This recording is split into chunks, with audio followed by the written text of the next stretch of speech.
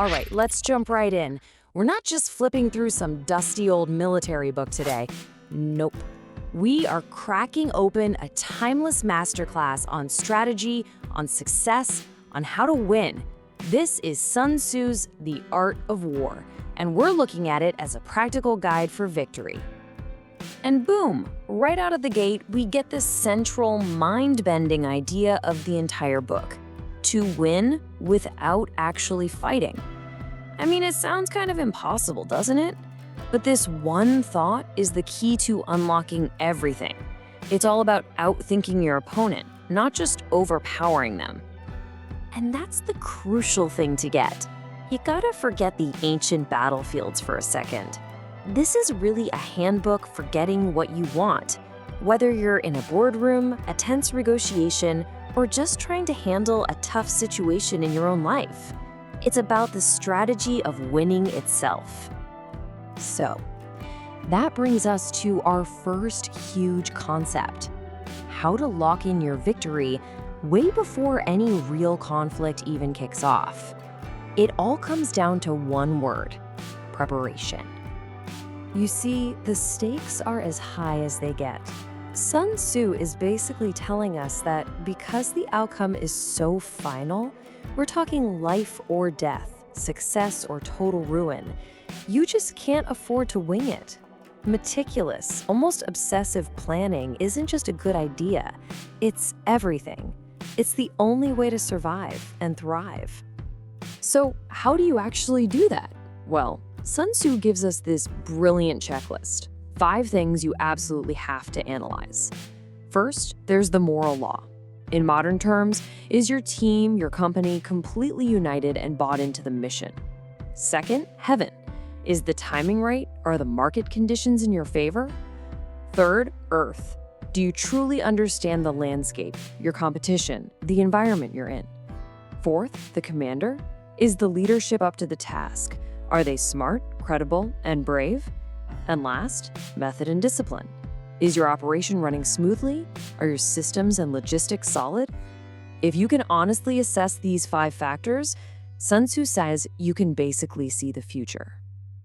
All right, so all of this intense preparation is building toward what Sun Tzu saw as the absolute peak of strategic brilliance: hitting your target without ever having to get into a messy, destructive fight. This is a total mind shift. The real goal isn't to crush your competition into dust, it's to outmaneuver them so completely that fighting becomes pointless. And why is that so important?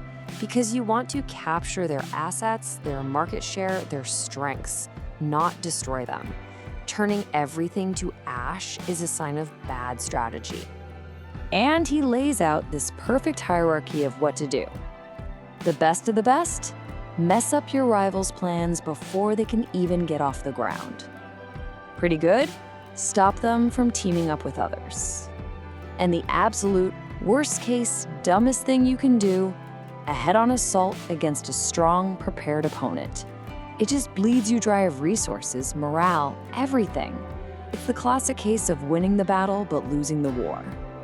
Okay, so if a direct attack is the worst option, what's a smart leader supposed to do instead? Well, this leads us to probably the most famous part of the art of war: the whole concept of deception. This is the core principle. But it's not about telling cheap lies.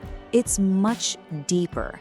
It's about controlling your opponent's perception of reality. If you can control what they think is true, you can control what they do. You make them dance to a tune that you've written. Let's break down how this actually works. First off, when you are at your absolute strongest, when your team is ready, your product is perfect, you project weakness. You make them think you're struggling. You let them get arrogant and underestimate you. That's when they make mistakes. Next up, right when you're about to make your big move, you put on a show of doing nothing at all. You seem inactive, maybe even lazy. You create this illusion of calm so that when you finally strike, it comes as a total shock. And finally, you mess with their sense of where you are and what you're doing. Make them think you're about to attack on one front when your real goal is somewhere else entirely. You see the pattern here? The entire point is to keep them guessing, confused, exhausted, and constantly reacting to things that aren't even real.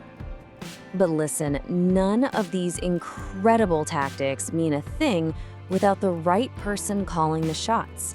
A brilliant strategy is useless in the hands of a poor leader. So let's look at the kind of mindset a winning commander has to have. So what does it take? Well, Sun Tzu says a great leader knows which fights are worth fighting and which ones to walk away from. They're flexible. They know how to win as an underdog and how to press an advantage as the favorite.